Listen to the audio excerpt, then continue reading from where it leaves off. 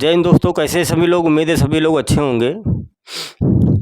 तो आज के टॉपिक में बात करते हैं कि अभी जो 9 अगस्त 2026 को आरआरबी ग्रुप डी का पेपर हुआ है, तो उसमें जितने भी फिजिक्स के क्वेश्चन आए हैं उनको हम हल कराते हैं। आपने कितना सही किया, कितना गलत किया है, तो देखते हैं।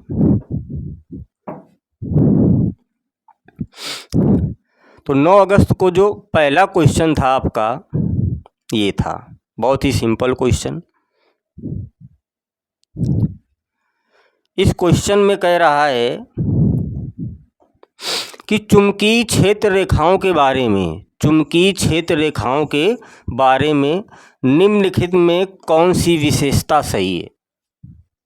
पहली विशेषता क्या है, वे एक दूसरे को प्रतिच्छेद करती हैं। दूसरा ऑप्शन है, वे हमेशा एक ही ध्रुव पर शुरू और समाप्त होती हैं। तीसरा ऑप्शन है, वे हमेशा बंद लूप बनाती हैं, या वे खुले वक्र होती हैं।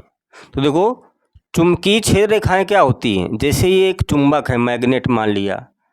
चुंबक का एक उत्तरी ध्रुव होता है और एक क्या होता है, दक्षिणी ध्रुव होता है। तो जो चुंबकीय बल रेखाएं होती हैं वो चुंबक के उत्तरी ध्रुव से निकलकर दक्षिणी ध्रुव में प्रवेश करती हैं और पुनः उत्तरी ध्रुव में आ जाती हैं। इस तरीके से ये ऐसे दोनों तरफ ये क्या होती हैं, चुंबकीय बल रेखाएं होती हैं। तो ये कैसा वक्र बना रही हैं, ये एक बंद वक्र है, बंद वक्र बनाती हैं। तो चुंबकीय बल रेखाएं हमेशा बंद वक्र बनाती हैं या बंद लूप बनाती हैं। तो इन चार ऑप्शनों में आपका ऑप्शन कौन सा सही है।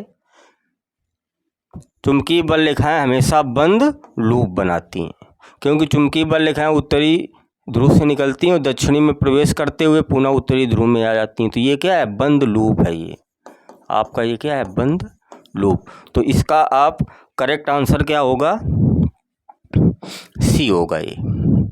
अगर आप ये करके आए तो बिल्कुल सही क्वेश्चन है आपका। अगला क्वेश्चन देखते हैं। ये दूसरा क्वेश्चन है। ये पूछा गया है, इसमें पूछा गया कि एक बस है, बिंदु ए से बिंदु बी तक जाने के लिए 20 मिनट में 6 किलोमीटर की दूरी तय करती है।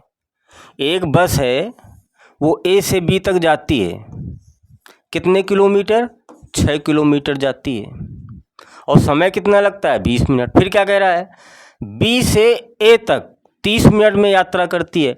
फिर बी से पुनः आती है, से बी से पुनः ए में आती है। तो फिर दूरी कितनी तय करती है, 6 किलोमीटर। 6 जाना 6 आना। लेकिन जाने में समय कितना लगा था इसको, 20 मिनट, और आने में कितना समय लग रहा है, 30 मिनट। आने में कितना समय लग रहा है, 30 मिनट। तो क्या कह रहा है, बस की औसत गति मीटर पर सेकंड में ज्ञात कीजिए। तो औसत गति का सूत्र क्या होता है, सिंपल होता है, औसत गति बराबर कुल दूरी बटे कुल समय, सिंपल। तो कुल दूरी कितनी तय किया है, कुल दूरी बराबर 6 किलोमीटर जाना और 6 किलोमीटर आना। तो 6 + 6 कितना हो जाएगा, 12 किलोमीटर हो जाएगा। और मीटर पर सेकंड में निकालना है, तो 1 किलोमीटर में 1000 मीटर, तो ये क्या आ जाएगा, 12000 मीटर आ जाएगा। कुल समय निकाल लेते हैं। तो जाने में समय 20 मिनट, आने में समय 30 मिनट। तो कुल समय कितना हो जाएगा, कुल समय बराबर 20 मिनट प्लस 30 मिनट, टोटल कितना हो जाएगा, 50 मिनट। और मिनट को हम किस में चेंज करेंगे, सेकंड में। तो 1 मिनट में कितने सेकंड होते हैं, 60। 6 × 5 = 30, 3000 ये क्या आ जाएगा, सेकंड आ जाएगा। तो कुल दूरी हो गई 12000, यहाँ लिख देंगे कितना, 12000। और कुल समय कितना हो गया, 3000। 1 2 3 0 3 चौको 12, तो आ जाएगा 4 मीटर पर सेकेंड। बिल्कुल करेक्ट आंसर। तो 4 मीटर पर सेकेंड ऑप्शन कौन हो जाएगा, सी पार्ट इसका क्या हो जाएगा, सही हो जाएगा। ग्रुप डी बहुत ही फिजिक्स में सिंपल क्वेश्चन पूछता है। आगे देखते हैं कौन सा क्वेश्चन आया हुआ है। ये तीसरा क्वेश्चन देखो क्या कह रहा है, ये पूछा गया है। इसमें पूछा गया कि एक तकनीशियन को यह सुनिश्चित करने के लिए घरेलू परिपथ में एक नया उपकरण जोड़ना है। एक इलेक्ट्रीशियन है, वो घरेलू परिपथ में उसको एक नया उपकरण जोड़ना है कि इसे पूर्ण वोल्टेज प्राप्त हो और इस स्वतंत्र रूप से संचालित किया जा सके, तो तकनीशियन को क्या करना चाहिए। टेक्नीशियन क्या करता है, एक नया उपकरण लगाता है घर में और उस उपकरण को पूरा वोल्टेज मिलना चाहिए। तो वो उपकरण घर में किस रूम में लगाएगा, किस क्रम में लगाएगा, श्रेणी क्रम में लगाएगा या समांतर क्रम में लगाएगा। तो पहले ऑप्शन पढ़ लेते हैं। पहला ऑप्शन है उपकरण को केवल न्यूट्रल तार से जोड़ेगा, तो ऐसा तो है नहीं। उपकरण को मौजूदा उपकरणों के साथ समांतर क्रम में जोड़े, ये बिल्कुल करेक्ट आंसर है। किस में जोड़ना चाहिए, समांतर क्रम में। उपकरण को केवल अर्थ तार से, ये भी गलत है। उपकरण को मौजूदा उपकरणों के साथ श्रेणी में जोड़ना चाहिए, ये भी गलत है। तो अगर उपकरण को पूरा वोल्टेज प्राप्त करना है तो कोई भी उपकरण हो, हम उसको किस क्रम में जोड़ते हैं, समांतर क्रम में जोड़ते हैं। क्योंकि समांतर क्रम में क्या समान होता है, विभव समान होता है। समांतर क्रम में क्या समान होता है, विभव समान होता है। तो आपका करेक्ट आंसर हो जाएगा कि उपकरण को मौजूदा उपकरणों के साथ समांतर क्रम में जोड़ते हैं। समांतर क्रम में जोड़ेगा तब उसको विभव क्या होगा, बराबर प्राप्त होगा। करेक्ट आंसर हो जाएगा आपका ये। श्रेणी क्रम में धारा समान होती है। अगला,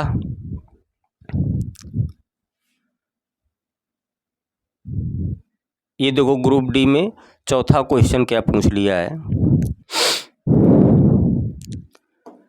इसमें ये पूछा है कि परमाणु के बोहर मॉडल के अनुसार, बोहर का परमाणु मॉडल में पूछा है कि परमाणु में जो इलेक्ट्रॉन होते हैं निश्चित वृत्ताकार कक्षाओं में घूमते हैं और इन कक्षाओं में रहने के दौरान ऊर्जा का विकिरण नहीं करते। दूसरा ऑप्शन दिया है परमाणु में स्थिर होते हैं और फोटॉन से टकराने पर ऊर्जा उत्सर्जित करते हैं। तीसरा ऑप्शन दिया है हलवे में सूखे मेवे प्लम इन पुडिंग की तरह धनात्मक से आवेशित गोले में धसे होते हैं। या बोला कि दीर्घ वृत्ताकार कक्षाओं में नाभिक के चारों ओर घूमते हैं और लगातार ऊर्जा उत्सर्जित करते हैं। तो हम बात करेंगे इन दोनों में। ये तो दोनों क्या है, गलत हैं। इनमें कौन सा सही है। तो देखो बोहर ने ये बताया था कि कोई परमाणु है और परमाणु का कोई क्या है, नाभिक है। तो नाभिक के चारों ओर इलेक्ट्रॉन क्या करते हैं, गति करते रहते हैं। बोहर ने बताया कि नाभिक के चारों ओर इलेक्ट्रॉन जो होते हैं कुछ निश्चित त्रिज्याओं वाली कक्षाओं में घूमते हैं, सभी में नहीं घूमते। और वो जब निश्चित त्रिज्याओं वाली कक्षाओं में घूमते हैं तो ऊर्जा का उत्सर्जन नहीं करते। मेन पॉइंट ये है, बोहर ने क्या बताया था कि जब इलेक्ट्रॉन नाभिक के चारों ओर चक्कर लगाते हैं तो वो ऊर्जा का उत्सर्जन नहीं करते। तो ये आपका पहला करेक्ट आंसर हो जाएगा कि निश्चित वृत्ताकार कक्षाओं में घूमते हैं और इन कक्षाओं में रहने के दौरान ऊर्जा का विकिरण नहीं करते। ये करेक्ट आंसर होगा। और इसमें क्या कह रहा है, कक्षाओं में घूमते हैं और लगातार ऊर्जा उत्सर्जित करते हैं, क्या है, गलत है। तो बोहर ने बताया था कि जब कोई इलेक्ट्रॉन नाभिक के चारों ओर चक्कर लगाते हैं तो सभी में नहीं लगाते, कुछ निश्चित त्रिज्याओं वाली कक्षाओं में चक्कर लगाते हैं और जब उनमें चक्कर लगाते हैं तो वो ऊर्जा का उत्सर्जन नहीं करते हैं। तो करेक्ट आंसर आपका क्या हो जाएगा, ए पार्ट सही हो जाएगा। अगर आप ये करके आए हैं तो बिल्कुल करेक्ट करके आए। ये देखो क्वेश्चन नंबर 5 पूछा गया है। इसमें क्या पूछा गया है कि दिए गए कथनों को पढ़ें और सबसे उपयुक्त विकल्प का चयन करना है। पहला कथन स्टेटमेंट क्या है कि दर्पण सूत्र अवतल और उत्तल दोनों दर्पणों पर लागू होता है बशर्ते कि चिन्ह परपाटी का पालन किया। दूसरा क्या है, कथन है कि दर्पण सूत्र की वैधता वस्तु के आकार पर निर्भर करती है। अब ये कथन दो में कौन सही है, कौन गलत है। कथन केवल 2 सही है या कथन 1 और 2 दोनों सही हैं या कथन 1 और 2 दोनों सही नहीं है या केवल कथन 1 सही है। तो देखो पहला कथन को समझ में आ रहा है कि दर्पण का जो सूत्र होता है क्या होता है, 1/f बराबर 1/v प्लस 1/u। तो ये जो सूत्र होता है अवतल दर्पण और उत्तल दर्पण, देखो अवतल दर्पण और उत्तल दर्पण दोनों के लिए ये फार्मूला होता है। दोनों के लिए क्या होता है, एक ही सूत्र होता है। तो दर्पण सूत्र अवतल और उत्तल दोनों दर्पणों पर लागू होता है, अर्थात कथन क्या है, पहला क्या है आपका करेक्ट है, बिल्कुल सही है कि अवतल दर्पण हो चाहे उत्तल दर्पण हो, दोनों के लिए फार्मूला यही तो होता है फोकस दूरी का, 1/f बराबर 1/v प्लस 1/u होता है। करेक्ट आंसर हो जाएगा आपका क्या, डी, केवल कथन 1 सही है।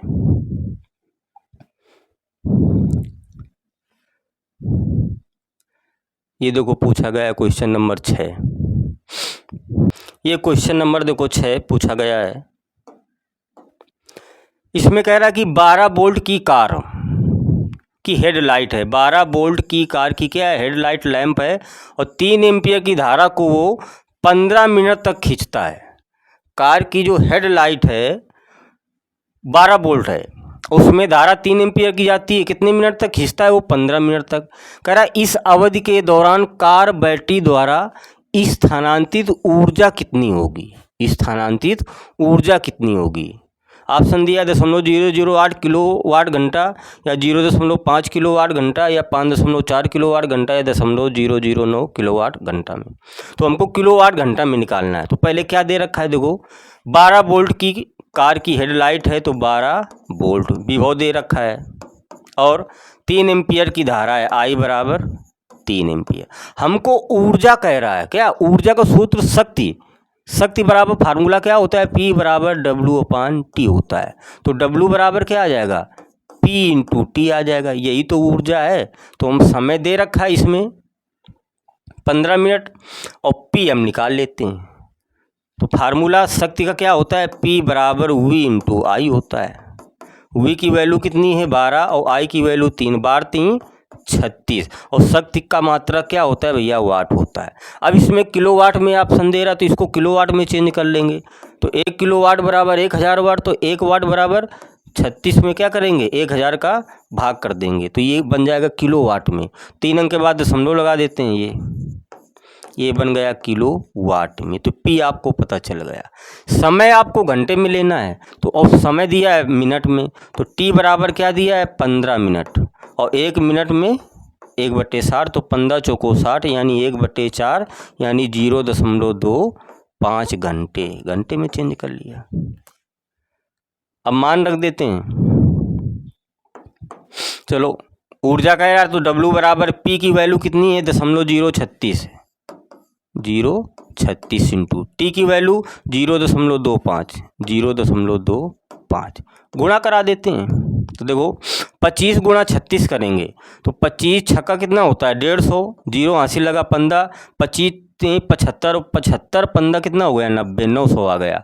और इसका दशमलव हटाएंगे, नीचे 3 जीरो बढ़ाएंगे, और इसका दशमलव हटाएंगे, नीचे 2 जीरो बढ़ाएंगे, 2 जीरो से 2 जीरो क्या हो कैंसिल, तो क्या बचेगा 9/1000। अब 1000 का भाग कर देंगे, तो 3 अंक के बाद दशमलव लगा देते हैं, 009 किलोवाट घंटा, ये आ जाएगी 0.009 किलोवाट घंटा। ऑप्शन आपका क्या है, ये डी क्या है, करेक्ट है। ऐसे निकालेंगे, ऐसा करके आए तो करेक्ट आंसर क्या हो जाएगा आपका, डी हो जाएगा। आगे देखते हैं कैसा क्वेश्चन पूछा गया है। 7 नंबर,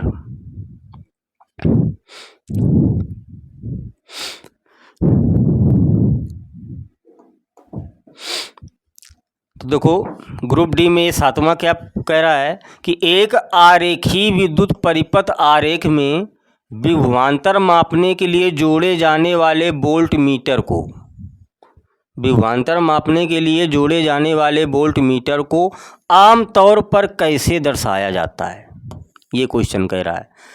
ऑप्शन आपका कह रहा है अंदर V के साथ एक वर्ग समांतर क्रम में जुड़ा होता है, या अंदर V के साथ एक वृत्त समांतर क्रम में जुड़ा होता है, या अंदर R के साथ एक आयत श्रेणी क्रम में जुड़ा होता है, या चौथा ऑप्शन दिया अंदर A के साथ एक वृत्त श्रेणी क्रम में जुड़ा होता है। तो विभवांतर अगर मापना है किसी, मान लेते ये कोई तार है, इसका प्रतिरोध क्या है, आर है मान लो। अब इसके सिरों में धारा प्रवाहित हो रही, तो इसके सिरों में विभवांतर उत्पन्न होगा, उसको मापना है। तो इसके हम समांतर क्रम में क्या, वोल्ट मीटर को लगाते हैं हमेशा। और वोल्ट मीटर को देखो किस में डिनोट किया जाता है, वृत्त में। एक प्लस सिरा हो जाएगा, एक माइनस सिरा हो जाएगा।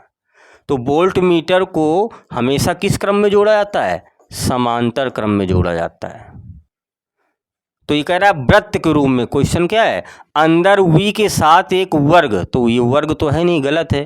फिर अंदर V के साथ एक वृत्त समांतर क्रम में, तो देखो ये वृत्त है और ये समांतर क्रम है, तो ये ऑप्शन क्या है, करेक्ट है। तो विभवांतर अगर मापना है किन्हीं दो बिंदुओं के बीच, तो वोल्ट मीटर को हम किस क्रम में जोड़ते हैं, समांतर क्रम में जोड़ते हैं। क्लियर।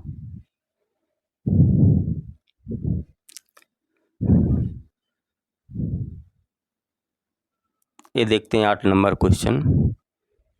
बहुत ही सिंपल क्वेश्चन पूछे गए हैं इस बार ग्रुप डी में। कह रहा 15 किलोग्राम द्रव्यमान वाली एक वस्तु है, तो यम बराबर दे रखा है कितना, 15 kg। जमीन से 8 मीटर ऊंचा रखा गया है, ऊंचाई भी दे रखी है 8 मीटर। वस्तु में कितनी स्थिति ऊर्जा का उपयोग है, स्थिति ऊर्जा यानी यू पूछा है, और आपको जी की वैल्यू, गुरुत्वीय त्वरण जी की वैल्यू दे रखा है 9.8 मीटर पर सेकेंड स्क्वायर। तो स्थिति ऊर्जा का सूत्र क्या होता है, तो स्थिति ऊर्जा का सूत्र लगा देते हैं। U बराबर फार्मूला क्या होता है, mgh। तो m की वैल्यू कितनी है, 15 kg, g की वैल्यू 9.8, ऊंचाई h कितनी है, 8 मीटर। ये गुणा करा देते हैं, तो 15 अट्ठे कितना हो जाएगा, 120।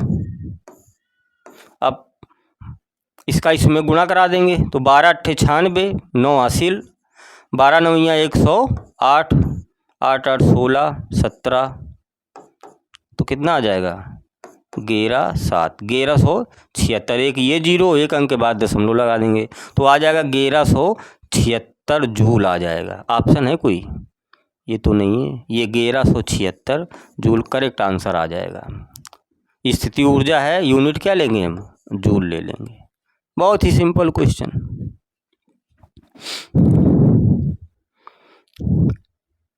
आगे चलते हैं, देखते हैं कौन सा क्वेश्चन दिया है। ये 9 नंबर क्वेश्चन देखो पूछा गया है। 9 ही सवाल पूछे गए हैं ग्रुप डी में। 9 अगस्त को जो पेपर हुआ है उसमें 9 ही सवाल आए हैं फिजिक्स के। कह रहा कि जब बंदूक से गोली चलाई जाती है, जब बंदूक से गोली चलाई जाती है तो गोली के आगे बढ़ने पर या पीछे की ओर हटती है। बिल्कुल सही है। जब बंदूक को हम गोली को आगे बढ़ाते हैं, चलाते हैं, तो जब गोली बाहर निकलती है तो बंदूक पीछे को एक धक्का देती है, पीछे हटती है। तो कह रहा है यह न्यूटन के गति के तीसरे नियम को कैसे प्रदर्शित करता है, या न्यूटन के गति के तीसरे नियम को कैसे प्रदर्शित करता है। ऑप्शन पढ़ते हैं। गोली केवल इसलिए आगे बढ़ती है क्योंकि बंदूक में ऊर्जा संचित होती है। गलत। बंदूक पीछे की ओर हटती है क्योंकि यह गोली से भारी होती है। ये भी बिल्कुल गलत। बंदूक पीछे हटती है क्योंकि गोली बंदूक की तुलना में तेज गति से चलती है। गलत। चौथा ऑप्शन है बंदूक गोली को आगे की ओर ढकेलती है। ये बिल्कुल करेक्ट आंसर है। बंदूक जो है गोली को आगे की ओर ढकेलती है और गोली बंदूक को समान और विपरीत बल के साथ पीछे की ओर ढकेलती है। ये इसका क्या होगा, करेक्ट आंसर होगा। इस तरीके से न्यूटन का तीसरे नियम पर गोली आगे की ओर बढ़ती है, तब बंदूक में पीछे की ओर धक्का लगता है। करेक्ट आंसर क्या हो जाएगा ये आपका, ये डी पार्ट सही हो जाएगा ये।